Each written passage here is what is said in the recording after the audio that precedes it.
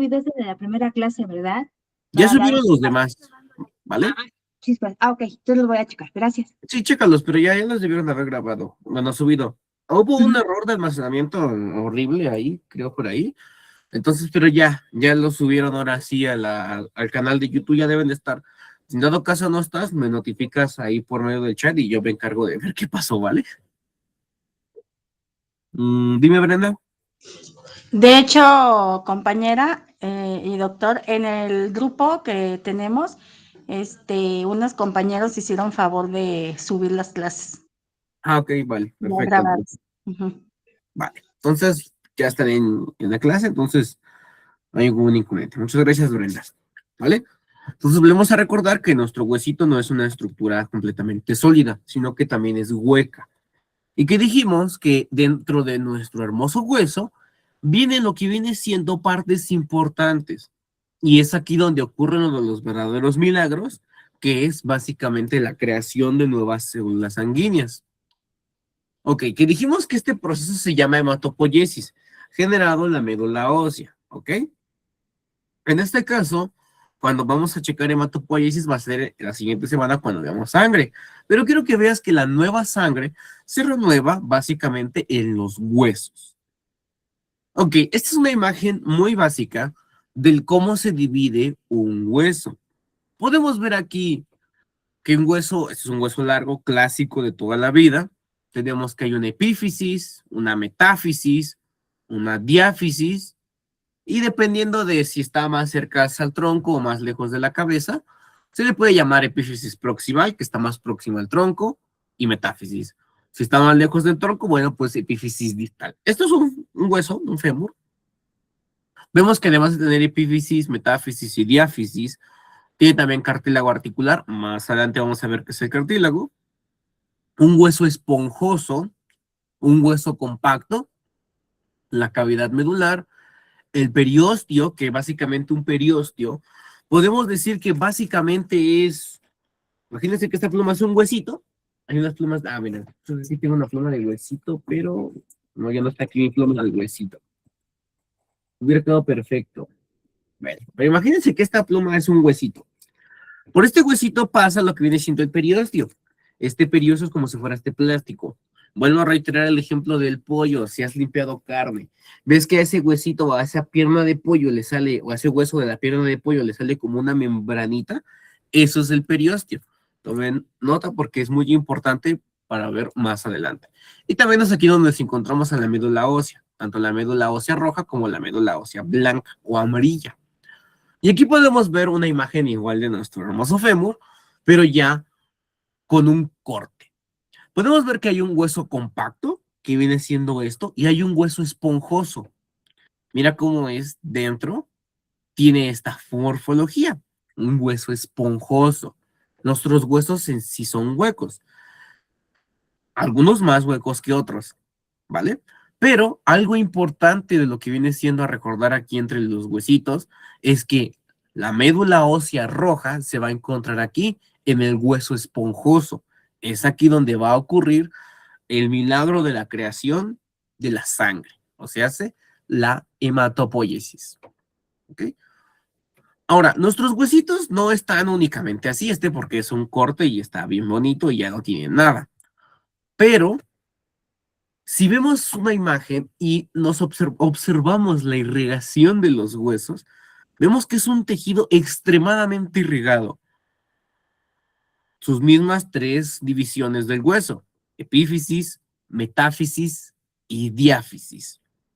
En la parte superior tenemos nuestro cartílago articular.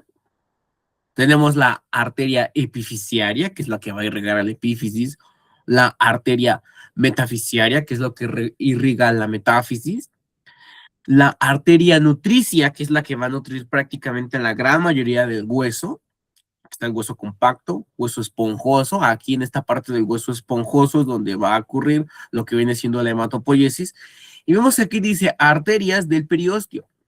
Esta membranita, a pesar de que se vea muy simple, tiene también una detallada microcirculación que ayuda a que todo el hueso se mantenga extremadamente irrigado. Entonces, el hueso, nuestros huesos o tejido óseo, es una estructura extremadamente llena de vasitos sanguíneos, porque es un tejido que dijimos que crece durante toda tu vida. Entonces me dirás, bueno, doctor, entonces, ¿por qué yo no mido 2 metros? ¿Por qué yo no mido 1,80? Bueno, sí crece. Después vamos a denominarlo por un término mejor, que es renovar. Nuestro tejido óseo está constantemente renovándose hasta el final de tus días.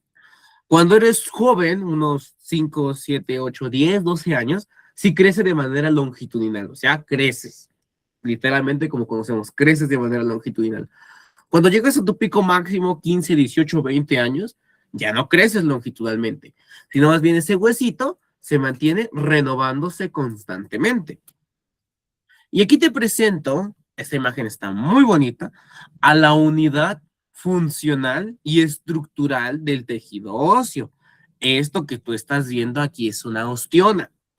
Imagínate que si tú cortas un árbol, lo cortas y lo miras por arriba, vas a darte cuenta de que ese árbol tiene estos anillos. Con nosotros es algo muy similar. Si tú cortas un hueso y le miras bajo el microscopio, se observan estas estructuras que se llaman osteonas. Cada una de estas cositas, de estas bolitas, tiene nombre. La osteona, sí, el círculo, mira, aquí sí parece más como si cortáramos un tronco y miráramos por arriba. Podemos ver al canal de Havers, canalículos, lagunas osteocíticas, líneas de crecimiento. Ok, ¿dónde se ve realmente esta osteona? Vamos a regresarnos a la imagen del principio. Veamos aquí. Podemos darnos cuenta que el hueso esponjoso literalmente está lleno de microcirculación, lleno de vasos sanguíneos. Y poco a poco te das cuenta de que se va ramificando esos vasos sanguíneos. Y a tal grado de que se ramifica, que cada ramita que entra al conducto de Havers y forma estos círculos que se llaman osteonas. Entonces, si yo te pregunto en el examen, ¿cuál es la unidad estructural y funcional del huesito, del tejido óseo? Es la osteona, que en su punto central tiene una ramificación. ¿Ven estas de color como moradito? Es aquí donde está ocurriendo el milagro de la vida, bueno, o uno de los milagros de la vida, que es la hematopoiesis. Pero mira, nuestro tejido óseo está irrigado a nivel microscópico. Es un tejido que se renueva durante toda tu vida. Obviamente, mientras más envejeces, pues menor cantidad de regeneración tienes, de renovación tienes, pero mientras más joven eres, mayor capacidad de renovación tienes. Entonces, mira cómo es que es de hermosa la irrigación que tiene tu huesito. Dime, Molina. Hola, buenas noches, doctor. Gracias. Bueno, me surgió aquí una duda. Entiendo que el hueso crea crea sangre, pero ¿qué pasa cuando, por decir, existe una fractura Ajá, y ese hueso se reemplaza con una prótesis total, ya sea de hombro o de cadera? ok. Porque tengo entendido que los huesos largos son los que más producen, ¿no? Sí, son los que más producen, pero no Entonces, son los ajá. únicos. ¿Ok? Ajá, entonces la parte que queda como que, porque bueno, cuando se reemplaza la fractura o ese hueso, queda otra parte. Ujú. ¿Ese hueso sigue produciendo sangre? Obviamente, si ya se reemplazó una buena porción de lo que viene siendo la médula al poner un clavo intramedular, pues va a producir sangre, sí, pero ya no en las capacidades que tenía antes. Pero dijimos, no únicamente los huesos largos son los encargados de crear células sanguíneas, también lo hacen los huesos planos, en este caso el esternón también se encarga de hacer esta función, ¿vale? Ah, ok. Sí, tenía esa duda, pues, de qué pasaba con ese hueso que como que quedaba restando, pues. Ajá, no se quede Ok. restando, sigue ahí haciendo su Bueno. luchita, no Ajá. como antes, pero ahí sigue, Ah, ¿vale? sigue produciendo. Ok, Sí, muchas sigue gracias. funcionando, no al contrario, ¿vale? Entonces, nos estamos irrigados a nivel microscópico. Vale, vamos a regresar a esta imagen.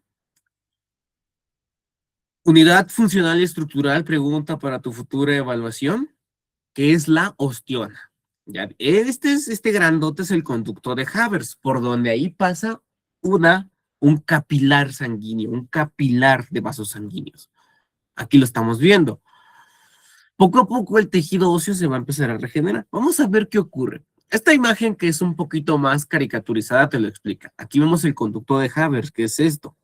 Y aquí estamos viendo básicamente a los vasitos sanguíneos que van a irrigar al tejido óseo. Vemos aquí a los osteocitos, vemos a los canalículos óseos, la lámina ósea, pero ¿de qué me sirve todo esto? ¿De qué me sirve yo explicarte todo esto? ¿Cómo lo vas a ver tú cuando llega el paciente? Bueno, vamos por partes. Si tú buscas en el doctor Google, en el doctor ChatGPT o en cualquier buscador de tu preferencia y pones cuáles son las células del hueso, siempre te van a aparecer estas. El osteoblasto, que dice, es el que ayuda a formar hueso nuevo. El osteoclasto es el que destruye el hueso viejo, se come el hueso. Y el osteocito es el que mantiene el equilibrio y monitoreo del hueso. Ok, hasta aquí todo bien. Hay otra manera de podértelos explicar.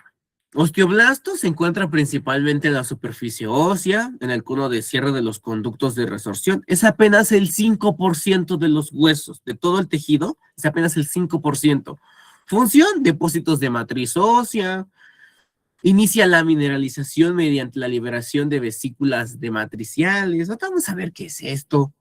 El osteocito, que tiene como que esta forma medio extraña. Se encuentran las lagunas y canalículos de la matriz ósea. Es el 95% de todo tu hueso.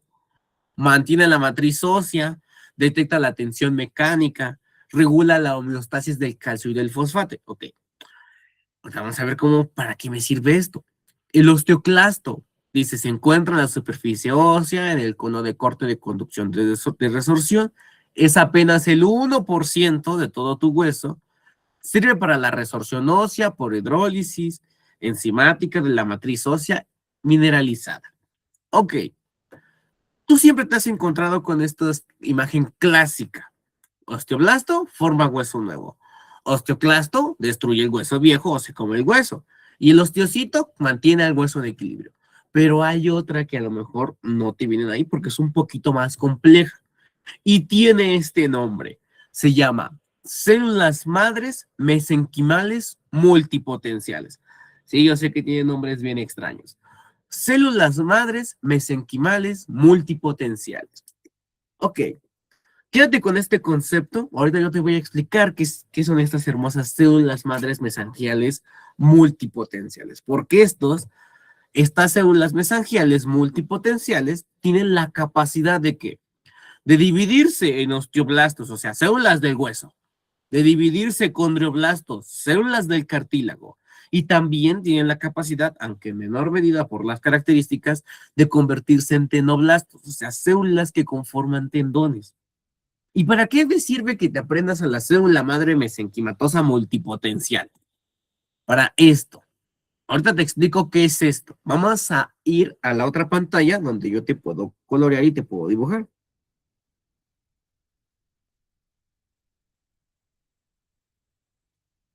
Aquí, morfología, no.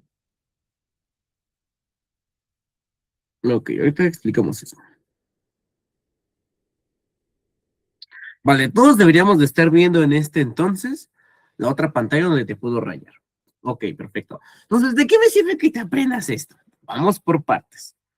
Número 1, vamos a dibujar aquí un hueso con mucha imaginación, como siempre les digo a todos mis alumnos. Voy a dibujarte aquí un huesecito.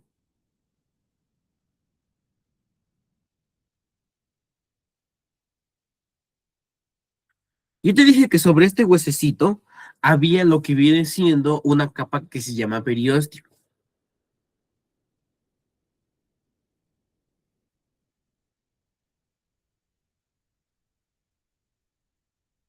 Ok, hasta aquí me queda claro.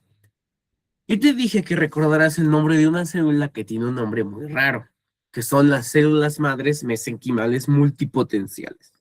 Más aparte, quiero que recuerdes la anatomía de tu huesito. Que tú sabes que tienes una epífisis, que se encuentra acá arriba,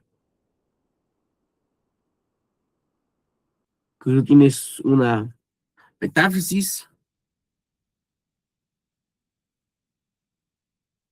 que más aparte tienes una diáfisis.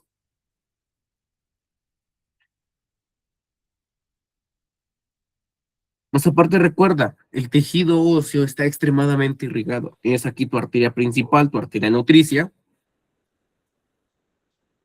Se encarga de irrigar al huesito. arteria metafisaria que se encarga de irrigar al huesito. Y epifisaria igualmente que se encarga de irrigar al huesito. Ok. ¿Por qué es importante que el tejido óseo tenga tantísima irrigación? Pero tantísima irrigación. Más aparte recuerda que cada vasito sanguíneo de la microcirculación forma prácticamente una osteola. Entonces, el tejido óseo está, pero si bien irrigado. Y aquí a nivel del periósteo, casi a nivel final, vive una célula muy importante, que son las células madres mesenquimales multipotenciales. Sí, tienen nombres bien rarísimos, yo lo sé. Células madres mesenquimatosas multipotenciales. Aquí nada más le voy a decir células madres mesenquimales, ¿ok?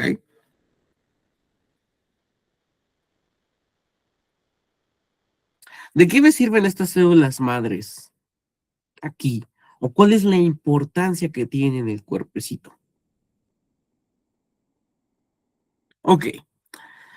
Estas células madres, si te das cuenta, reciben constantemente, ¿qué? Un buen aporte de irrigación sanguínea. Y al recibir un excelente aporte de irrigación sanguínea, ¿qué quiere decir? Que reciben también una buena cantidad de oxígeno. Entonces, al tener una buena irrigación, el oxígeno llega en buenas cantidades. Y aquí el punto de la clase. Cuando la célula madre mesenquimatosa recibe una buena cantidad de oxígeno, esta se va a dividir y se va a dividir en osteocitos, en osteoblastos, prácticamente en células del hueso.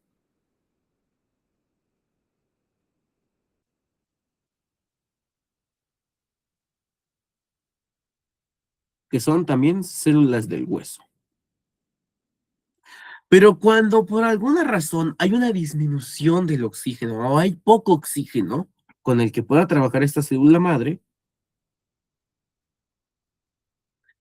también se va a dividir, pero ahora se va a dividir en un condrioblasto.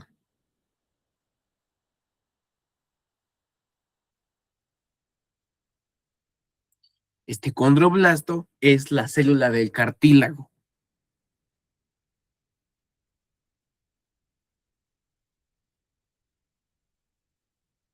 Entonces, por eso es que es importante que todas tus estructuras óseas estén pero bien irrigadas.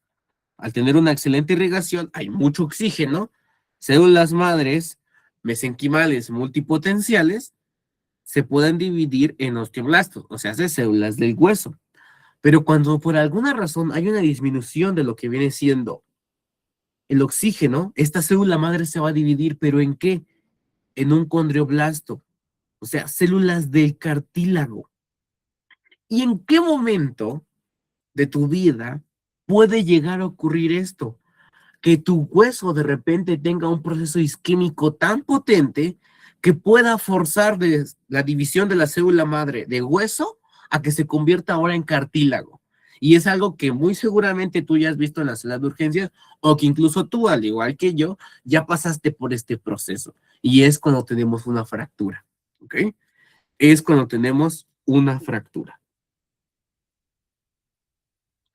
Y aquí te presento otra imagen, que es esta.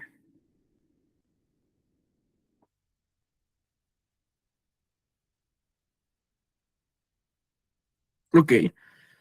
Cuando tenemos una fractura, ¿qué estamos observando? Número uno, vemos que se pierde ¿qué? Se pierde la conexión de los vasos sanguíneos, se pierde la irrigación. Es como si yo aquí a este huesito lo tronara. Se rompería por completo ¿cuál? El circuito de la irrigación.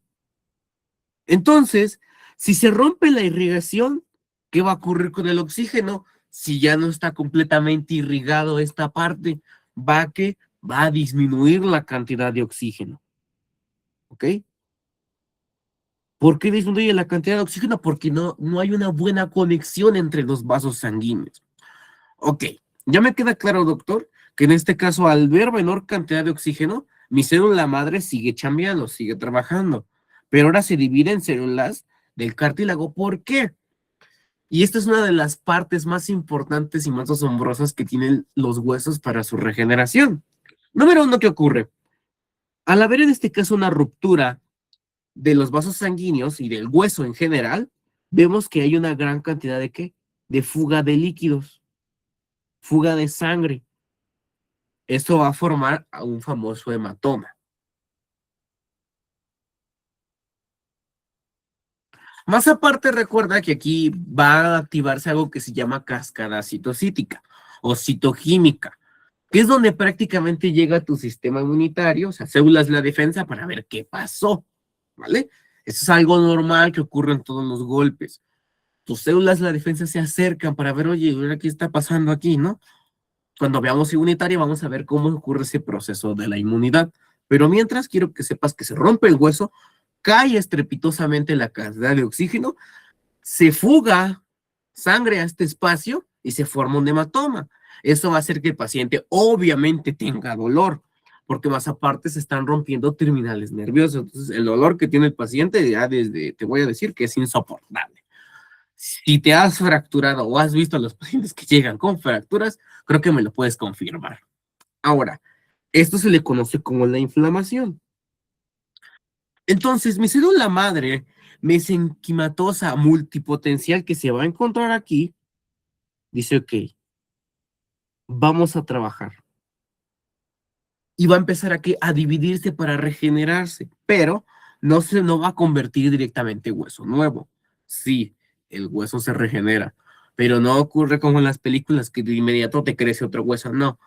Así como lo hace Wolverine, Majin Buu, cualquier personaje de la ficción que se rompe el brazo y no, si nos regeneramos, pero más despacio, ¿ok? ¿Qué hace esta célula madre al tener menor cantidad de oxígeno? Se va a dividir en cartílago. Por eso la segunda fase es de fibrocartílago. ¿Por qué cartílago? El cartílago es uno de los tejidos más asombrosos que tienes en tu cuerpo. Es flexible, es resistente, pero sobre todo es un tejido avascular. Vuelvo a repetirte, es un tejido avascular. Sí, estás escuchando bien, es un tejido que no tiene vasos sanguíneos. Es muy tolerante ante la hipoxia. Y si en este momento a tu hueso se rompe y se rompe todo el circuito de la circulación, cae estrepitosamente el oxígeno, obviamente, ¿qué va a hacer la célula? Va a utilizar o se va a dividir en aquel tejido que es resistente a la hipoxia, ¿ok? Por eso se va a dividir en células del cartílago, porque es un cartílago resistente a la hipoxia y tiene la capacidad para dividirse, ¿ok? Por eso es que primero se forma un callo blando y este callo blando está formado por cartílago.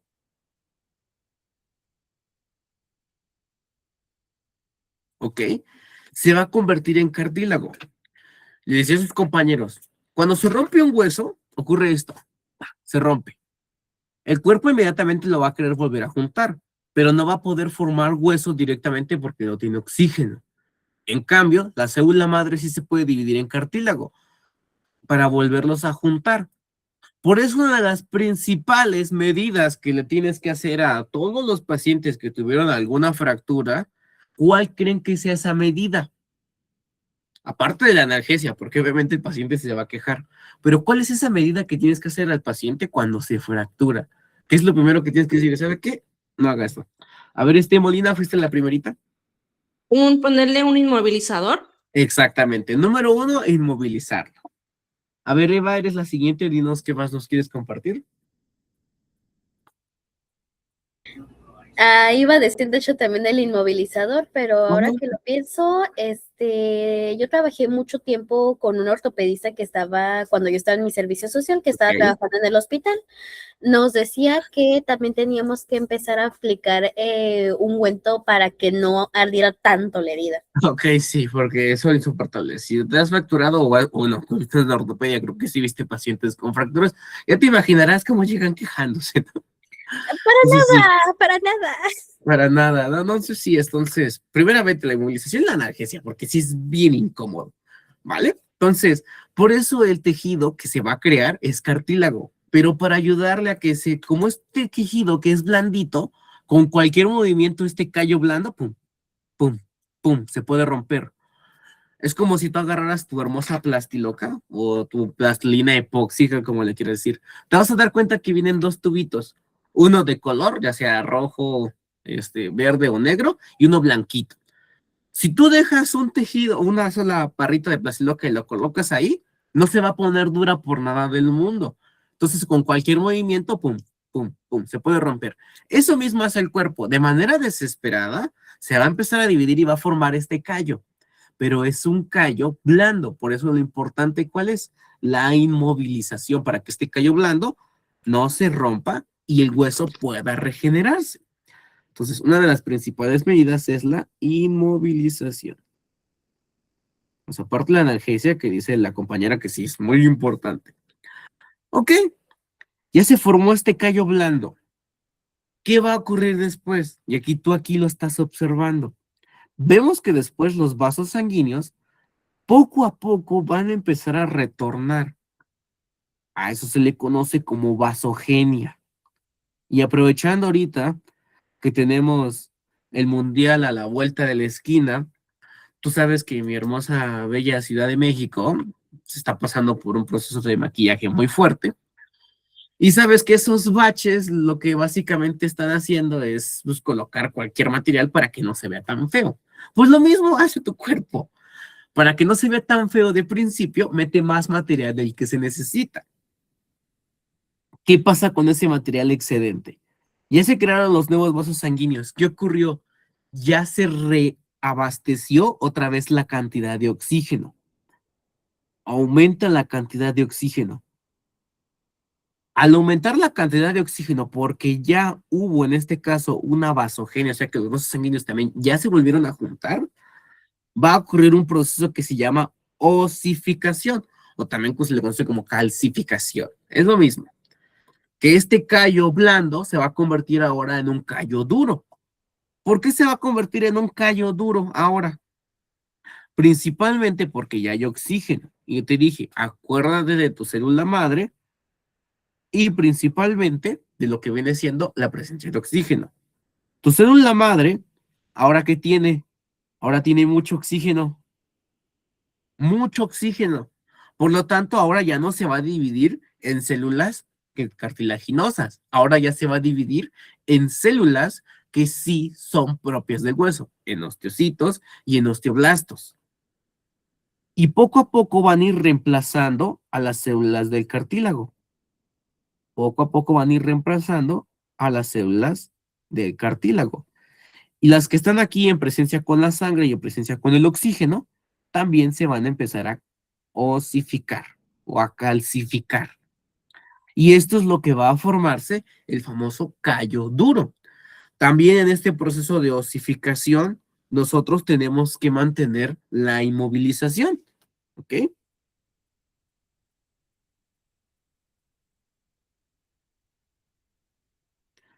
Es como si ahora a este hueso roto, acuérdate que le habíamos echado la plastiloca, pero nada más un color, ahora ya le agregas el otro color, que es el de color blanco o el de color amarillo, que sea. O sea, ya empiezas a combinar los dos colores. ¿Qué va a ocurrir ahora sí con esta plastiloca? Ahora sí se va a poner dura, ahora sí va a estar resistente. Lo mismo hace tu cuerpo. De manera desesperada para unir este hueso que se rompió, pone nada más un color de plastiloca porque es la función, pues, básica de desesperación para que el hueso se mantenga aquí, exactamente unido. Después ya mezcla la otra parte y ya queda duro. Lo mismo ocurre en tu cuerpecito. Primero se divide en cartílago, que es muy resistente a la hipoxia, y eso permite que estas células no se mueran. Si directamente se crearan células del hueso, morirían. ¿Por qué? Porque no son resistentes a la hipoxia. En cambio, cartílago sí lo es, me convierto en cartílago. De aquí a lo que se renueva el vaso sanguíneo, ya hay oxígeno, ahora sí, ya puedo dividirme en células del hueso y más aparte puedo empezar a calcificar a estos cartílagos. Mira qué hermoso es tu cuerpo para mantener una fractura. Obviamente después, como regresando al ejemplo de mi hermosa y bella Ciudad de México, se puso más de lo que se necesitaba y que va a dejar pues un super cayote.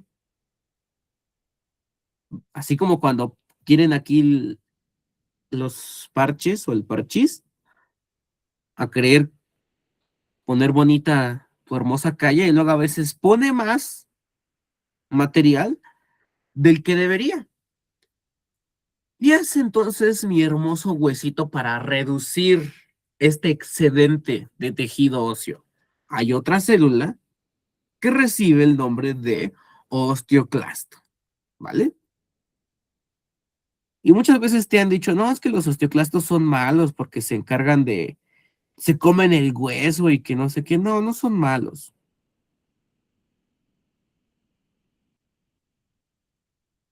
Los osteoclastos, más de comerse el hueso, provocan la renovación ósea o la reformación. En el caso de una fractura, como hay un bachezote más de lo que hace la Ciudad de México, así, que pone de más para que no sobre y ni falte, dice, más vale que sobre a que falte, lo mismo hace tu cuerpo. Pero esto que genera un supercallo gigante que no es funcional al tejido. Entonces, ¿qué hacen los osteoclastos? Se van a comer este excedente, tratando de ¿qué? De limpiar a lo que viene siendo, no, de limpiar al máximo lo que viene siendo el callo duro, ¿vale? Entonces los osteoclastos no son malos, sí se comen el hueso, pero más que decir que se comen el hueso, ayudan a la renovación ósea, para que tu calle parchada o ya sin baches quede más bonita, para que tu hueso osidificado no se vea tan feo. Y a eso se le conoce como reformación o remodelación ósea. ¿Y quién se encarga de hacer esto? Los osteoclastos, para que el hueso vuelva a quedar igual. Imaginemos que yo aquí yo rompo este lápiz. Le pongo primero plastiloca de un solo color, no va a estar duro. Después de un tiempo ya le agrego el otro color, ya va a estar duro, pero se va a quedar con una plastota. El osteoclasto vendría siendo como una lija, que lo único que hace es que todos los bordes queden lo más uniforme que se pueda. Obviamente no lo va a lograr al milímetro, pero lo va a intentar. Y de esta manera otra vez tu lápiz queda lo más normal posible. O sea, queda con la mejor anatomía que se pueda. Esto es el principio de la regeneración de las fracturas. Y es también este principio lo que hace que algunas personas, que bueno, principalmente los hombres o los caballeros que están inconformes con su estatura, pues se apliquen esta famosa cirugía para aumentar de tamaño, porque literalmente lo que hacen que es romper el hueso, se vuelve a regenerar y cuando se va a juntar, otra vez vuelve a despegar. Se vuelve a regenerar nuevo tejido y otra vez se vuelve a despegar. Se vuelve a regenerar nuevo tejido y lo vuelve a despegar. Puede llegar a aumentar unos centímetros, ¿eh? ¿No? Y aparte es una cirugía muy dolorosa. Entonces, yo estoy bien conforme con 1,70, no me siento mal, pero sí tengo muchos compañeros que tienen como que ese dilema de la estatura. Entonces, ese es el mismo principio. Hasta aquí, ¿todo bien? Ahora ya entiendes por qué la inmovilización es importantísimo a la hora de tener una fractura. Y dependiendo de qué tan buena sea la inmovilización del paciente, más rápido puedes pasar tú de una fase fibrótica a una fase de osificación. Por eso es importante la movilización. Y yo sé que es bien incómodo. A quien le hayan hecho un vendaje Jones, quien haya tenido su yeso, sabe que más ahorita que es un montón de calor, aparte de que duele horrible, hay una picazón horrible y más aparte, las enfermeras que lo hacen no lo hacen con la mayor delicadeza del mundo, porque yo estuve en ese lugar siendo paciente y es un dolor y es un ardor insoportable. O sea, sudas literalmente como hay algodón abajo de ti. Entonces, hay que explicarle al paciente cómo funcionan los huesos para que trate de estar lo máximo posible así, ¿vale? Entonces, este es el principio de tu regeneración, ¿vale? Bien. ¿Qué pasa ahora ya que aprendiste esto y cómo se aplica? Aquí podemos ver las mismas imágenes. Aquí está el huesito normal, se rompe, se destruyen los vasos sanguíneos, se forma un coágulo de sangre, un hematoma, respuesta inflamatoria.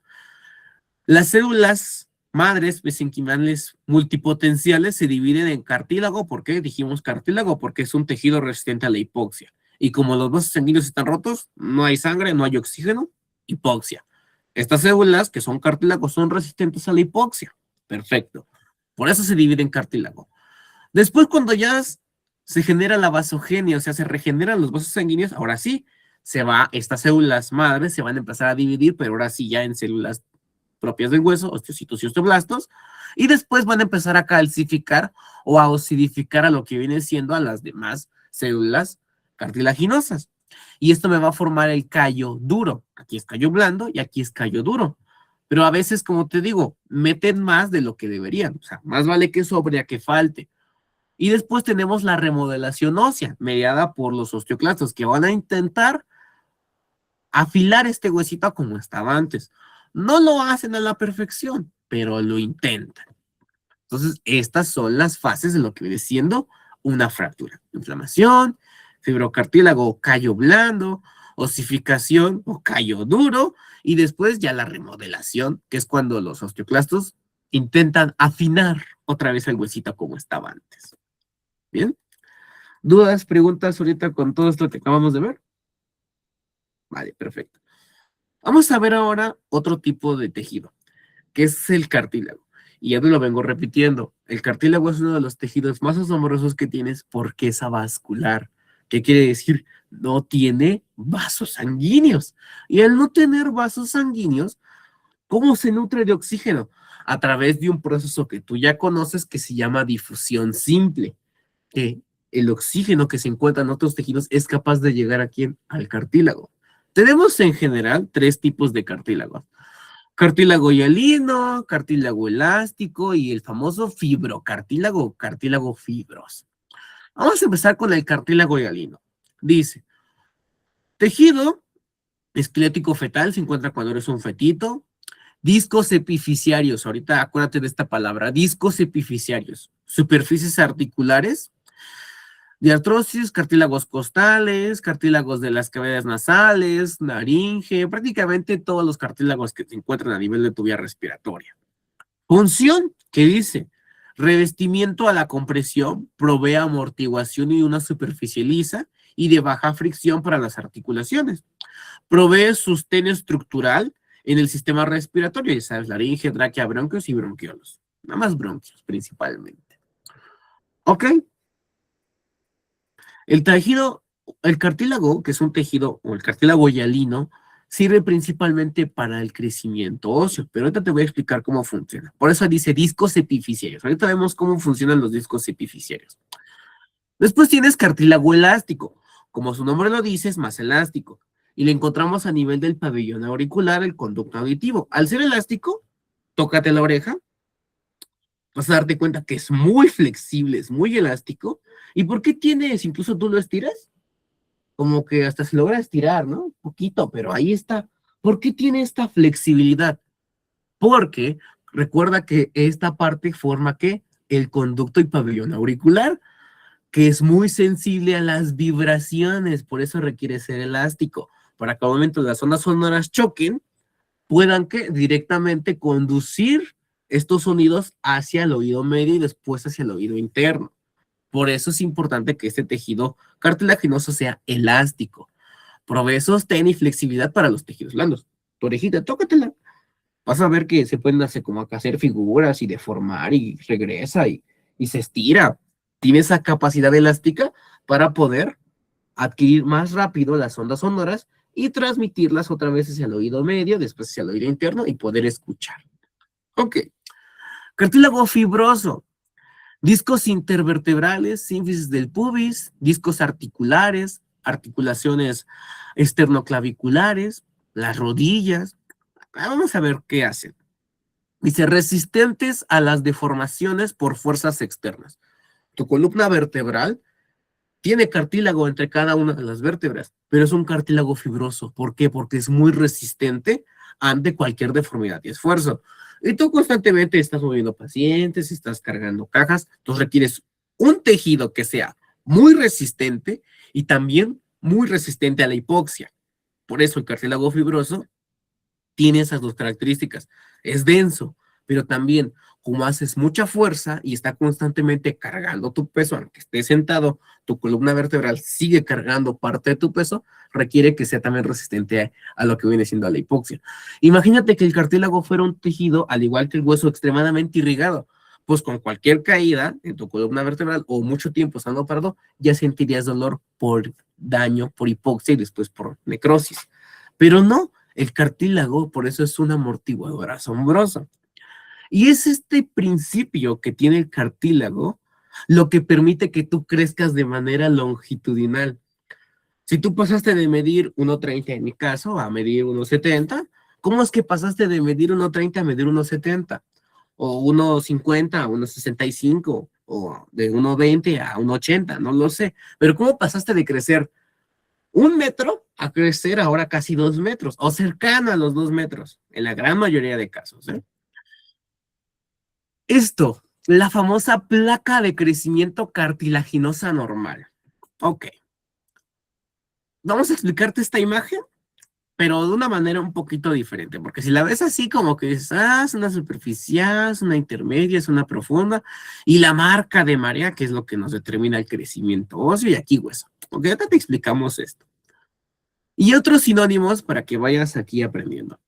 Placa de crecimiento, fifis o cartílago de crecimiento es lo mismo. Esta imagen que me robé de un ortopedista, no recuerdo su nombre, podemos ver aquí algo que dice hueso infantil y hueso de adulto. Es el mismo hueso, simplemente que el niño, la bendición, tiene fisis o cartílago de crecimiento o placas de crecimiento, que es lo mismo. Por eso se dice que los niños tienen más huesos. No es que tengan más huesos, simplemente lo que para un adulto solamente es 1, para él puede ser 1, 2 o 3. Por eso es que un niño tiene más huesos, pero un adulto no tiene más huesos, no tiene menos huesos. Simplemente es el mismo hueso dividido en diferentes secciones. Ok, ¿cómo funcionan las placas de crecimiento? Miren, aquí está. Literalmente, ¿cómo funcionan las placas de crecimiento? Es una lucha constante entre ¿quién? Entre el oxígeno con los vasos sanguíneos y el crecimiento del cartílago. Ahorita te lo voy a explicar. Pero aquí estamos viendo esta misma imagen. La fisis o placa de crecimiento o cartílago de crecimiento, que es lo mismo, se encuentra aquí. Y podemos darnos cuenta que aquí se encuentra la epífisis completamente irrigada, la metáfisis completamente irrigada y la diáfisis completamente irrigada. Y aquí podemos ver este acercamiento, ¿no? Se puede observar aquí tejido óseo y aquí cartílago. Te vuelvo a reiterar, el crecimiento que tú tuviste de manera longitudinal es una carrera contra el tiempo entre el oxígeno, los vasos sanguíneos y el cartílago. Ahora te lo explico para que me entiendas cómo funciona el crecimiento y por qué pasaste de medir 1,30 a medir 1,70, que el hueso se creció de manera longitudinal. Ok. Número 1. Tú aquí tienes un huesito.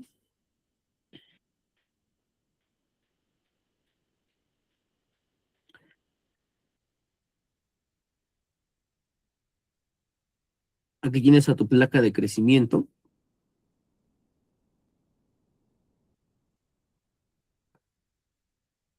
Y sobre esa placa de crecimiento va a haber un grupo de células, que son las células madres osteoprogenitoras. Aquí van a estar. Las células madres de los osteocondrocitos. O sea, las células que forman prácticamente el cartílago. Aquí van a estar.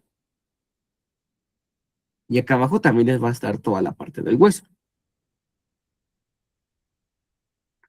Más aparte dijimos que el hueso es una estructura extremadamente irrigada.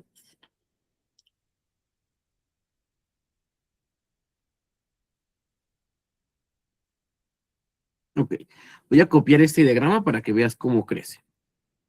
Lo voy a poner de este lado. Vale, perfecto. Entonces dijimos que dependiendo de la cantidad de oxígeno que tiene el paciente o que tiene el tejido, va a dividirse en célula del hueso o célula del cartílago. Entonces aquí es una pelea constante y quiero que prestes atención. Cuando los vasos sanguíneos van a empezar a entrar a esta placa, ¿qué hace esta célula madre? Literalmente, lo que hace es crear otra capa de cartílago nuevo.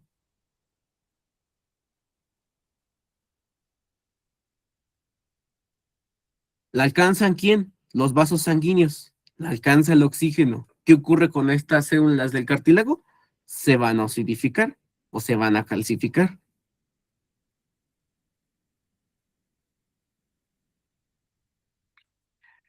vuelven los vasos sanguíneos a querer entrar buscando a la célula madre. ¿Qué es la célula madre? Vuelve a crear otra capa más de células del cartílago. Pum, vuelve a crear otra placa. No la han alcanzado todavía. Al entrar en contacto con la sangre y con el oxígeno que le ocurre a este cartílago, pues se vuelve a acidificar o se vuelve a calcificar.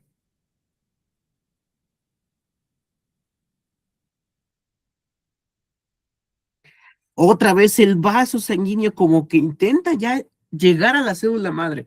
¿Qué vuelve a hacer otra vez? Vuelve a crear otra capa por encima para que no la alcancen. Ahí me agarró dos. Pero vuelve a crear otra capa para que no la alcancen. ¿Y esto básicamente qué es? Una carrera entre la división y el acercamiento que tienen los vasos sanguíneos para que vuelva a osificarse. Entonces, esto básicamente es una carrera, una carrera, una carrera, una carrera, una carrera. Pero pues esta carrera no dura toda la vida. Cuando eres joven, pues tienes mayor capacidad de división. A medida que va pasando el tiempo, también estas células madres tienen la capacidad de que de poder dividirse más rápido de lo que se acerca al vaso sanguíneo con su oxígeno. Eventualmente la va a alcanzar. Y una vez que la alcanzó, dice, bueno, ya hay oxígeno, ya no puedo seguir creando cartílago. De manera inmediata va a empezar a crear lo que viene siendo células del hueso. Toda esta parte ya se va a calcificar o osidificar. Pero vean la diferencia. Sí creció mi huesito. De aquí hasta acá. Eso ocurre a nivel de todos los huesos en general y principalmente de los huesos largos. Es una carrera contra el tiempo que literalmente no se deja tocar y crea otra capa de cartílago, se calcifica. La van a alcanzar, no se deja tocar, crea otra capa de cartílagos, se calcifica y así se va, así se va, así se va, así se va, así se va. Ese es el principio del crecimiento que tú tienes. Por eso se encuentra a nivel de los huesos largos y en una radiografía esto se puede llegar a ver. Yo te lo voy a presentar. Mira, esto es lo que llegamos a ver a veces en una radiografía. Se ve exactamente el corte que tiene la placa de crecimiento. A veces cuando me he llegado a encontrar a papis que se creen doctores, no digo que esté mal, pero a veces dicen, no, es que mire, mi niño está fracturado, se ve que el hueso está en dos. Volteas a ver al niño, tiene 10 años, mide 1.20 y el niño se mueve sin ninguna dificultad. Si digo, no, yo me muevo bien, doctor. ¿Ves esto? Esto no es una fractura, esto es una placa de crecimiento. ¿Cómo lo diferencio de una fractura a una placa de crecimiento? Número uno, aparte es la edad, la sintomatología del paciente, porque una fractura obviamente duele, pero esto, ves que el corte es milimétrico. Una fractura no es así de limpia. Ojalá y fuera así de limpia. Son muy raras las fracturas que llegan a ser así de limpias. Pero si el paciente no presenta síntomas, es joven, 8 años, se mueve con toda libertad y no tiene esto, bueno, o tiene esto mejor dicho, pues prácticamente es su placa de crecimiento. Mira cómo es el corte a nivel milimétrico. Ese es el principio que te enseñaba. Vean, cuando tú eras muy joven, literalmente muy, muy, muy joven, o sea, eras prácticamente, tenías unas cuantas semanas de gestación, los vasos sanguíneos también se empezaron a formar y empezaban ¿a qué? A calcificar estas zonas del cartílago. Y vemos que poco a poco, voy a acercarlo un poquito más, entraban los vasos sanguíneos y empezaban ¿a qué? A osidificar o a calcificar el cartílago. El cartílago no se dejaba, se empezaba a dividir, se empezaba a dividir, se empezaba a dividir, y de esta manera tenías cartílago y vasos sanguíneos peleando ¿por quién? Por alcanzar al cartílago para que se convirtiera en hueso. Y es este mismo principio lo que ocurre en lo que viene siendo tu crecimiento. Vemos que después llegan otros vasos sanguíneos que igualmente con su aumento de oxígeno hacen que la célula madre ya no pueda dividirse en más cartílago y se divida en más hueso. Y vean, aquí estamos viendo el disco epifisiario. Esta es la última resistencia que tenemos, que dura después de la vida extrauterina, y es lo que permite que pases de medir 50 centímetros a tu 1,70, 1,80, 1,90 o 1,50 que mides ahora. Es este mismo principio. Vean, cómo es que el hueso está extremadamente bien irrigado. Y les digo, el crecimiento longitudinal del hueso es una pelea entre el oxígeno y los vasos sanguíneos tratando de agarrar a la célula madre mesenquimatosa para que ahora sí se convierta completamente en hueso. Y al final vemos que el tejido óseo está ¿qué? Completamente irrigado. Ya no puede crecer más de manera longitudinal. ¿Por qué? Porque ya no hay cartílago. Ya todo está irrigado. ¿A menos de qué? A menos de que se rompa, a menos de que se truene. Al romperse, disminuye la cantidad de oxígeno, se convierte en cartílago, pero lo hace para volver a regenerar. Es este mismo principio que te vuelvo a repetir, que utilizaron por allá los cirujanos ortopedistas en Rusia para devolverle el tamaño a las extremidades de los pacientitos que tenían polio. Y los gringos y los europeos se dieron cuenta de que eso también se podía utilizar con medios estéticos y te prometen aumentar la estatura, pero literalmente ¿qué hacen? Es romperte el hueso, ¿vale? Este es el principio. Una pelea constante entre los vasos sanguíneos y el cartílago que huye para que no la toquen, ¿vale? Dime, María. Hola, profe, buenas noches. ¿Sí me Buenas escucha? noches. ¿Sí te escucho? Ah, ya. Ok. Aquí en este justamente crecimiento que estamos revisando, nace esta duda del por qué en algunas personas, puedo entender que puede ser genético, congénito, etcétera, etcétera. ¿Por qué algunas personas que no tienen una base, es decir, que sus papás son de tamaño normal, ¿por qué dejan de crecer? ¿Por qué se quedan de 1 metro, por ejemplo, de 1,10? Y de pronto se ha llamado, no sé si es correcto en estos tiempos, enanismo, ¿no? Pero ¿qué pasó ahí? ¿Hubo un problema en este círculo que estamos viendo del crecimiento del hueso o es completamente ajeno a? Ok. Mira, lo que está diciendo es algo muy interesante. Dices, ¿por qué creció menos que sus padres? Que en teoría debe ser igual o mayor, ¿no? Que es lo que siempre se busca. Uno de los principales es la genética. Pero ¿qué otra cosa puede ocasionar de que se alcance más rápido al cartílago y se calcifique y no permite su desarrollo?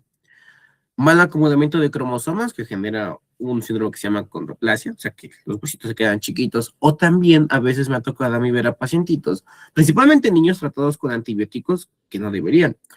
Muchos antibióticos son tóxicos a nivel sistémico y a nivel del cartílago, y lo que hacen que es, tienen lo que viene siendo afinidad por las placas de crecimiento. Eso mismo hace la polio. La polio es un virus que tiene tropismo. Tropismo es preferencia por, en este caso, las células madres mesenquimatosas. ¿Y dónde encuentro yo células madres mesenquimatosas?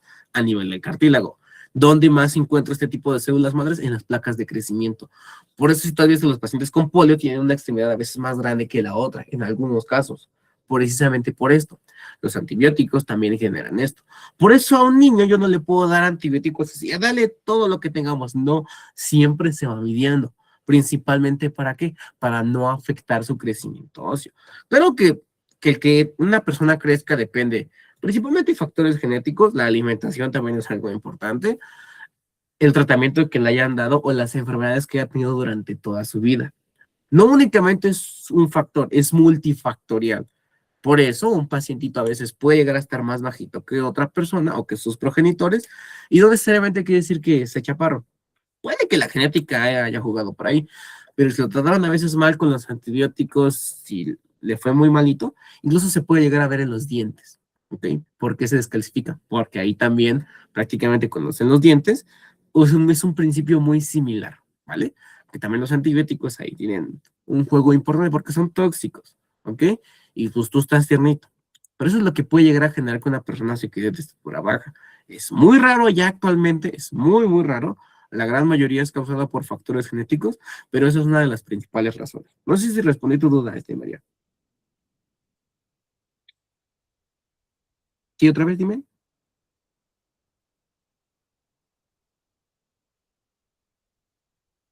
Bueno, ya no te escucho ahora sí. Ay, es que algo le pasó aquí a este equipo. Okay. Sí, sí, maestro, sí, muchas gracias. Es una duda que nació porque donde ahora vivo, llegué a vivir hace unos 8 o 10 años y me percaté que hay muchas personas en este pueblo que tienen como ese detalle. Sí, también he observado que había como mucho rezago en todo sentido, ¿no? Rezago económico, cognitivo, muchas cosas. Y entonces observé que muchas personitas de este lado tenían esos problemas, pero fue curioso para mí porque los papás tienen estaturas normales o estandarizadas, a que estamos de unos 54, unos 53, algunos de unos 60. Entonces, el ver a sus hijos, que pues ya además son chamacos de 20 y tantos años, con 1 metro, con 1,10, era como, ¿por qué no? Era como que me nacía esa duda del por qué si los papás no lo tienen, porque ellos sí, pero posiblemente sea esta parte. Y efectivamente, en el caso, por ejemplo, de mi hija, que tiene problema con los 2 dientes, con estos 2 dientes, sí, en algún momento el odontólogo me dijo que es porque fue un embarazo complicado de estos últimos años, que todos son complicados, la mayoría, y hubo mucho medicamento también cuando era bebé, ¿no? Porque fue un bebé prematuro y con muchos detalles. Y entonces me decía que, por ejemplo, esos dientes, los de leche estaban normales, pero cuando se cayeron y nacieron los permanentes, ya vienen manchados de origen, así ya salieron manchados. Entonces me decía su odontólogo que pues esa parte ya no podía hacerla de otra forma porque ya venían de origen, el hueso ya había sido lastimado por el exceso de medicamentos durante la infancia. Y entonces, ahorita que usted está tocando este tema y toca ese de los dientes, pues me recuerdo a esta parte en la que yo preguntaba el por qué ella ya le crecieron los dientes mal, ¿no? Entonces creo que es como entender que no todos los medicamentos, bueno, creo que es como parte de las consecuencias de utilizar algunos medicamentos, ¿no? Pero hay casos en los que posiblemente no hubiese otra alternativa. Pues ahí ya empieza con algo que se llama riesgo-beneficio. Pues si al final de cuentas tú que dices, bueno, va a quedar a lo mejor más chiquito, va a quedar con dientes amarillos, pero se va a morir, bueno, pues ahí se ocupa, ¿no? Pero pues ahí va con lo que se llama riesgo-beneficio. Es una aportación muy interesante, María, pero sí, por eso hay que tener muchísimo cuidado, o sea, a pesar de que hay muchísimas guías, a pesar de que hay muchísimos procedimientos, ahora sí que estandarizados, cada paciente es único y detergente, básico de los, cada paciente es diferente. Y obviamente a cada paciente lo tenemos que individualizar. O sea, la diabetes que tiene tu familiar no es la misma diabetes que tiene el paciente que llegó apenas ayer, porque son multifactoriales. Por eso la medicina se tiene que individualizar. Y cuando nos encontramos en estos casos, pues sí, lo más ideal es riesgo-beneficio. ¿Se va a ir? ¿No se va a ir? ¿Si conviene o no conviene? ¿Vale? Entonces, muy buena aportación María, muchas gracias. Gracias, maestro. ¿Vale? Es lo que te contaba aquí, ¿vale? Una pelea entre el recién nacido, que es básicamente entre su cartílago, el vaso sanguíneo y el oxígeno. Y vemos que es una pelea constante. Vemos que el vaso sanguíneo eventualmente va a ganar. Poco a poco te vas dando cuenta de qué, de que el hueso se piensa que a calcificar, al cartílago lo empezamos a alcanzar. 2, 3 años, aquí ya se ve menos, 5 años, 8 años, ya casi lo terminamos de cubrir, pero todavía está aquí. 10, 13 años, todavía es donde dan su último estirón, por así decirlo. Ya 15, 18 años prácticamente ya no hay nada. En casos excepcionales, yo sí he visto a pacientitos que todavía tienen placas de crecimiento a esos años. Son muy raros. Y sí, si llegan a crecer, ya no crecen mucho, unos 5, 2 centímetros, 3 centímetros, pero llegan a crecer. Entonces, hasta los 15, 18 años todavía llegan a estirarse otro poquito. Son muy raros los pacientes que llegan a estar así, pero sí llegan a crecer, ¿vale? Entonces, si te das cuenta, es una lucha constante entre tu cartílago, tus vasos sanguíneos y el oxígeno. eventualmente lo van a alcanzar. Y una vez que lo alcanzan, ya no hay manera de que se vuelva a dividir en cartílago, a menos de que se rompa. A menos de que se rompa el hueso, ahí sí, se vuelve otra vez a hacer cartílago y es el principio que hacen las cirugías para aumentarte de estatura. Y aquí te traigo este video que me robé de la doctora Rojas. Es un perfil de Instagram, sube muchos videos así acerca de radiografías y cosas de la medicina. Es un perfil que si quieren buscar es público, no te pide que lo sigas o cosas así. Sube artículos muy interesantes y en este caso yo le robé este video de una hermosa mano, de una bendición de 12 meses hasta cumplir los 18 años. Pues vamos a verlo. No se preocupen si no lo escuchan, no, nada más trae una música de fondo, no hay ninguna explicación, ¿vale? Ahorita lo vas a ver completo y vamos a ir contando detalles en el siguiente.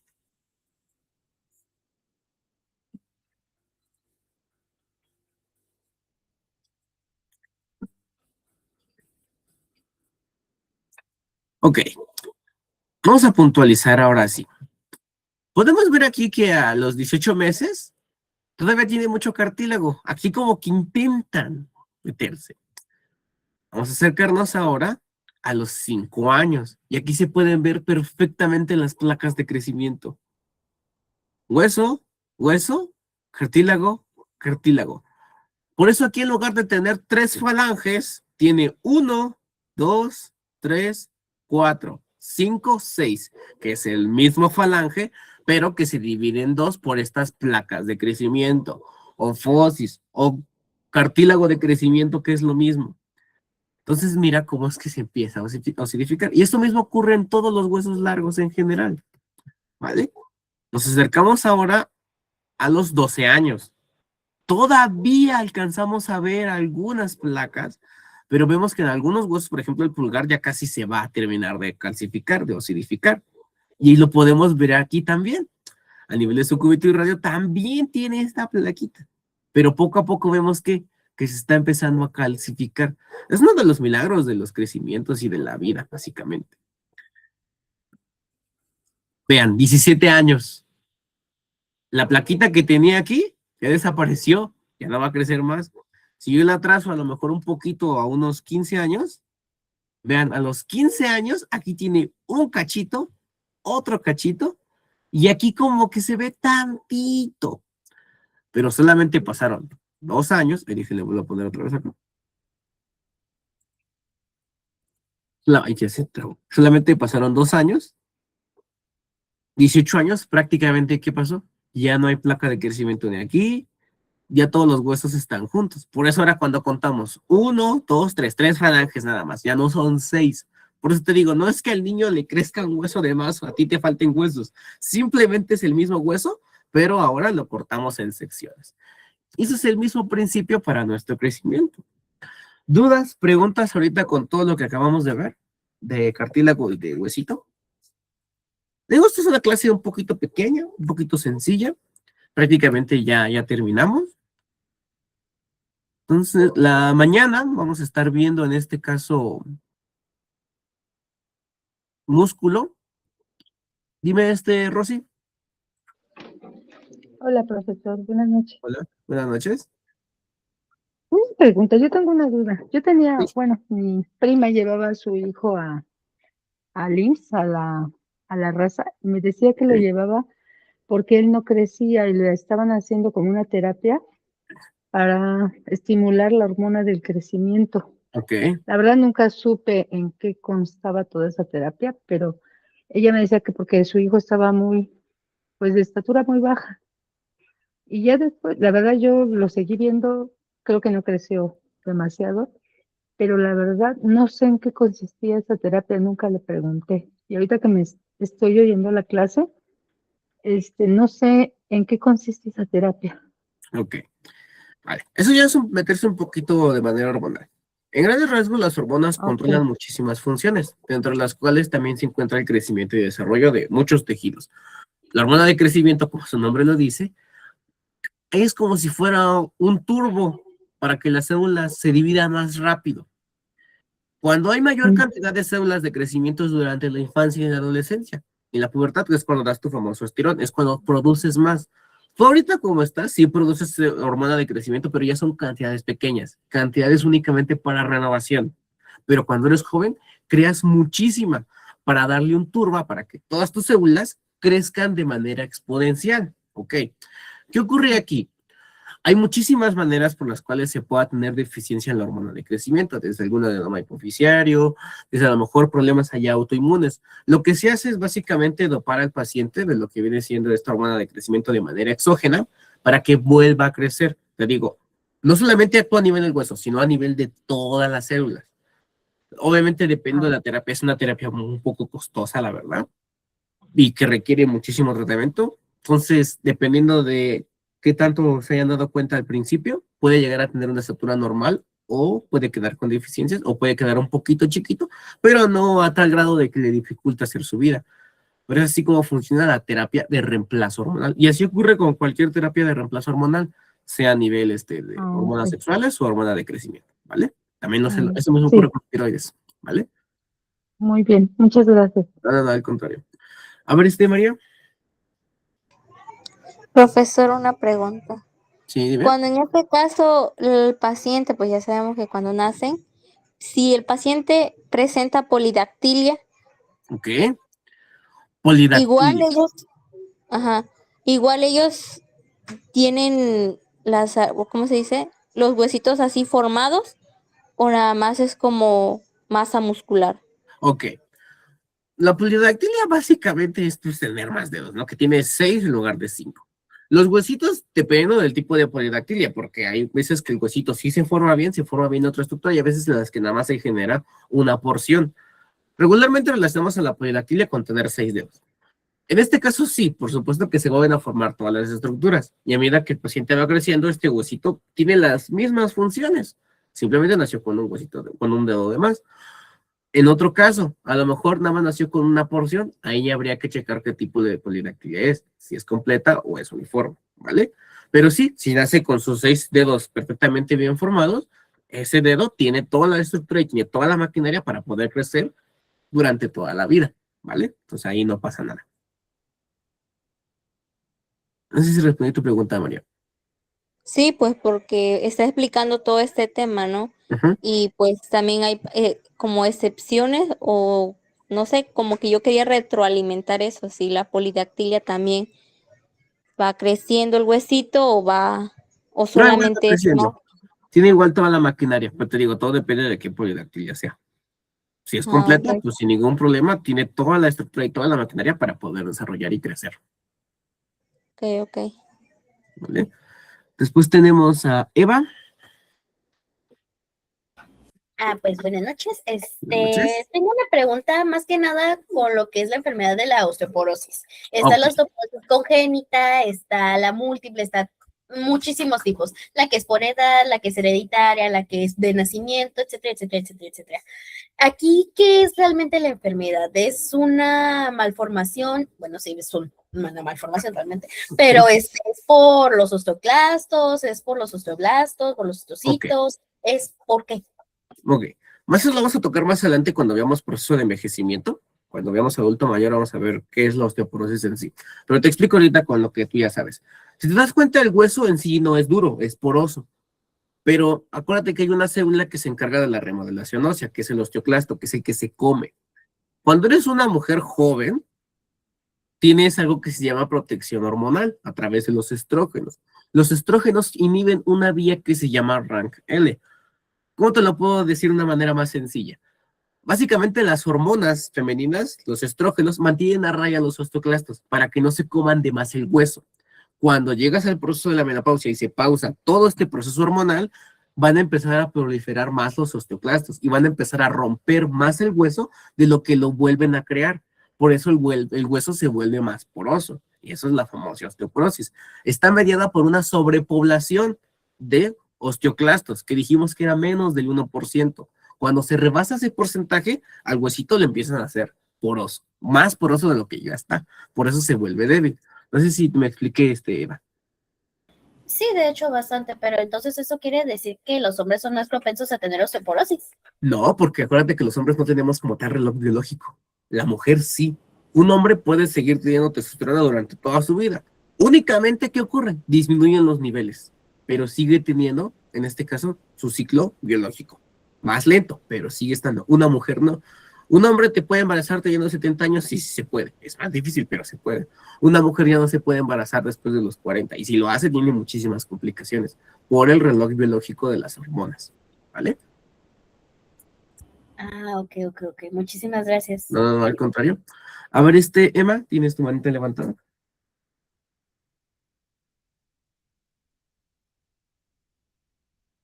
Claro, buenas noches. Buenas noches.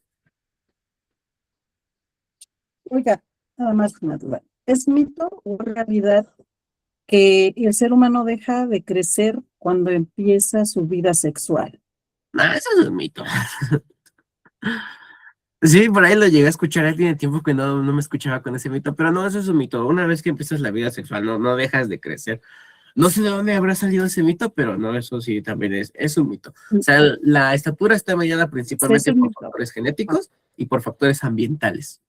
Pero por iniciar vida sexual, no. Es que Ajá, dime. es que tenemos una escuela muy cerca de donde trabajamos, entonces los chicos llegan súper asustados haciendo esa pregunta que porque Ya no van a crecer, ¿no? y que no sé, uno les explica, ajá, pero ellos quedan con Sí, esa, pues, con la pues incertidumbre. con esa duda, ese susto. Ujú. Ok, muchas gracias. No, al contrario. Hay otra preguntita aquí en el chat que dice, una pregunta, doctor, ¿el hacer ejercicio como el básquetbol hace que crezca más una persona? O sea, ese mito también es muy popular, de que no sé, como que te estiras vas a crecer más. Cualquier deporte ayuda a un mejor desarrollo y un mejor crecimiento, en general para todos. Pero más que te ayude a crecer unos 10 centímetros, acuérdate que tu estatura ya viene predestinada de fábrica. Entonces, un deporte puede ayudarte, más no quiere decir que vas a crecer 10 centímetros más, simplemente es una ayuda y es cualquier deporte. Cualquier actividad física ayuda, ¿vale? Entonces, la pregunta de Miriam. Ok.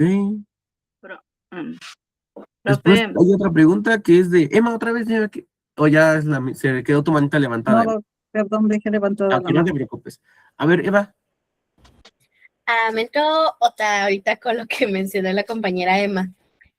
También está el mito de que al empezar la vida sexual, tanto la mujer como el hombre empiezan a perder estatura.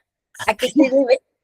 No, eso también es un mito, obviamente no nos encogemos por tener relaciones sexuales. A lo mejor ese mito siento yo que se acuña que cuando eres muy grande te vuelves chiquito, eso sí es verdad, pero eso ocurre por otro proceso de descalcificación, o sea que tu columna se vuelve chiquita y te achaparras. Pero eso de que por tener relaciones sexuales te vuelves chiquito, pues yo creo que todos seríamos enanos entonces, porque yo, eso es un mito, ¿vale? No te preocupes. No te vas a quitar centímetros, no. Lo que la mujer llega a crecer durante el embarazo, eso sí es verdad, pero cuando veamos fisiología del embarazo vamos a ver por qué la mujer llega a crecer 2, 3 centímetros más, pero eso de que te vuelves chiquito por tener relaciones, esa nunca la había escuchado, ¿vale, Eva? Es que, bueno, al menos aquí era con lo que nos asustaban cuando yo iba a la iglesia de chiquita. Okay. Número uno, que si lo hacíamos fuera del matrimonio, pues era sacrilegio, nos íbamos a ir al Bueno, lo clásico. Pero luego también nos soltó eso una doctora que iba igual a la iglesia. Y en su momento sí me quedé, No, ¿a pues, poco sí? eso se la voy a aplicar a mis hijos, entonces. Vale, muchísimas gracias, Eva. A ver, María. justo con que ya terminó siendo como gracioso, buena onda, ahí tengo duda. Por ejemplo, si una niña, una adolescente, ¿no? Que también es muy variable, hay niñas que inician periodos menstruales a los 10, 11 años y otros más grandes. Pero justamente cuando ya están en esta etapa reproductiva y se les ocurre intimar y quedan embarazadas, ahí tengo esa duda, ¿no? Cómo el cuerpo, o sea, obviamente va a comenzar a calcificar a un nuevo proyecto que está ahí, y a lo mejor no sé si ahí sí podría o no existe, o es tan maravilloso que tiene la capacidad de darle crecimiento a ella como adolescente, ¿no? De unos 12, 13 años, y darle crecimiento a ese bebé, o ahí sí como que afectaría un poquito el crecimiento de la niña, o al contrario, ¿no? Justamente el hecho de que su cuerpo tenga que hacerse más grande para contener a otro ser, le ayuda a crecer. No sé si fisiológicamente ahí sí tenga un detalle o cero. Seguimos, ¿no? El cuerpo dice, esto es para el niño y esto es para la adolescente. Ok, vale. Mira, es una pregunta muy interesante y vamos por partes porque México es uno de los principales lugares donde tenemos mayor índice de embarazo adolescente. El cuerpo es, como dices tú, es tan maravilloso que sí permite el crecimiento de ambos, tanto de la madre como del producto. Pero ¿de qué depende? De una buena alimentación. Cuando me encontraba en el servicio de nutrición y me tocaba dar consulta prenatal, siempre nos decían, una paciente embarazada adolescente debe llegar a aumentar hasta máximo 15 kilos, 18 kilos. Digo, sí, idealmente, pero si es de escasos recursos, ¿cuánto es lo mínimo que le vas a pedir que coma o que haga? ¿Cómo va a conseguir esos alimentos? Pues ahora sí extra, porque es doble crecimiento, es el de ella y el del producto. Entonces lo que nos decía otro nutriólogo un poquito más conservador, que decía, no, pues mínimo pídele que aumente 9, que es lo mínimo que requiere el producto para estar viable. Entonces sí, el cuerpo sí puede llegar en este caso a crecer tanto lo de ella, la mami, como el del producto. Pero ¿de qué depende? De que tenga lógicamente la materia prima y pues una alimentación, una buena nutrición y suplementación durante este periodo que, si de por sí una mujer embarazada, creo que todos los que son madres aquí no me dejan mentir, tienden a comer más porque gastan más calorías, porque el producto demanda muchísima energía. No me imagino ahora un adolescente que más aparte está creciendo y más aparte la demanda del producto, sí requiere una alimentación una suplementación muy puntual, ¿vale? Pero sí se pueden crecer ambos, pero requiere tanto, sobre todo la alimentación, que eso es el principal medicamento por ahí, ¿vale, María? Sí, gracias, maestro. No, no, al contrario. Bueno, chicos, pues hemos terminado. A ver, yo terminé. Ah, ok, creo que levantaste tu mano otra vez, no te preocupes, ¿vale? A ver, Miguel, ¿tienes tu mano levantada? Maestro, muy buenas noches a todos mis compañeros. Con mucho respeto me dirijo hacia ustedes. Me dio un poco de risa, o sea, respetuosamente. Me hizo recordar cuando yo estaba en la carrera de enfermería, iniciando, y decían, pues algunos compañeros que cuando el hombre se masturbaba, pues que quedaba loco. O sea, me hizo recordar ahorita, no es que, no es, eso es que no es ilógico, profesor. Sí, son estigmas. O sea, es ilógico, no entra dentro de la lógica, ¿sí? Y menos dentro de la carrera del área de enfermería y mucho menos en el área de la medicina, que usted es por eso es el maestro, por eso usted es el doctor. Y otros decían, no, es que fíjate que si te masturbas te sale un vello en la mano. Decía yo, Dios mío, no puede haber vellos en las manos porque no hay, pues vamos a decir como cuero cabelludo para que crezca, o células para que crezca cabello. ¿O no es así? No, pues no, eso de los pelos en la mano también es un mito. Obviamente hay enfermedades que sí permiten la proliferación de folículos pilosos en zonas donde no debe de haber, pero pues son casos excepcionales, pues ahí sí es meramente genético, pero porque hagas esa actividad que ya ni siquiera se llama masturbación, se le llama autoerotismo, pues no pasa nada, ¿vale? Eso sí, por eso, perdón, interrupción, doctor, pero es que me hizo recordar eso. Me hizo recordar eso, y digo, de mis compañeras, ¿no? Que si tenían relaciones o pues a muy temprana edad, pues ya no había desarrollo esquelético, psicomotor, y digo, pues no es cierto, son dos cosas muy diferentes, el aparato reproductor femenino y el aparato reproductor masculino al desarrollo hormonal de hombres y mujeres. Ok, vale, sí, pues a final de cuentas, pues tienes toda la razón. Entonces, pues sí, son estigmas, más que todo. Podemos decir que son estigmas conservadores de pues otra generación, que obviamente no les podemos quitar porque pues, ya durante toda su vida tienen esas ideas, pero pues ahora sí que fueron otras épocas, bueno, ahí diría. Gracias, mil disculpas. No, al contrario. A ver, Brenda. Profesor, una pregunta. Bueno, tengo una duda. Ok, dale.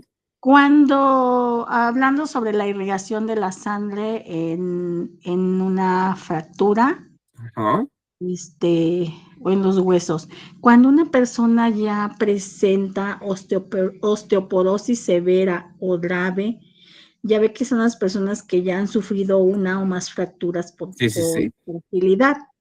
Entonces, el hueso ya está más poroso. Ok. ¿irriga la misma sangre que un hueso normal?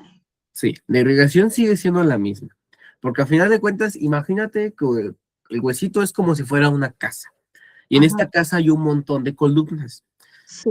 Lo único que ocurre es que estas columnas se hacen delgadas, a tal grado de que con cualquier esfuerzo se puedan llegar a romper. Entonces, ¿sigues teniendo la misma estructura? Sí, pero ahora están muy delgadas estas columnas. Entonces, la irrigación sigue siendo la misma. Simplemente que cambió que la estructura es más delgada y más propensa a golpes. Y por lo tanto, también la va a ser más difícil, en este caso, que se regenere. ¿Ok? Ok. Gracias, muy amable. No hay de que eso, no hay problemas. Para eso estamos aquí, digo, sino para que esto ya se estaría aquí dando clases, ¿vale? Sí, esa era mi duda. No te preocupes. Bueno, pues parece que ya no hay más dudas. Este espacio, acuérdense que es para ustedes. Yo se los vuelvo a reiterar. Pueden hacer su mano y podemos platicar. Se les da el espacio, no pasa nada. El día de mañanita estaremos viendo músculo, ¿ok? Vamos a ver algo que se llama potencial de acción. Créanme que es un punto muy importante porque después la siguiente semana vamos a ver cardio. Y en cardio prácticamente te voy a dar las bases para que tú entiendas esta hermosa hojita. Y no le tengas miedo. Créeme que si dominas tipos de transporte y dominas potencial de acción, leer un electrocardiograma es muy sencillo, ¿vale? Entonces, nos veremos el día de mañanita y que tengan una bonita noche, una bonita guardia quien esté trabajando y nos vemos el día de mañana. Cuídense mucho y hasta mañana, ¿vale? Bonita noche. Dejen pausa la grabación para que la puedan ver. Descansen, compañeros. Buenas noches.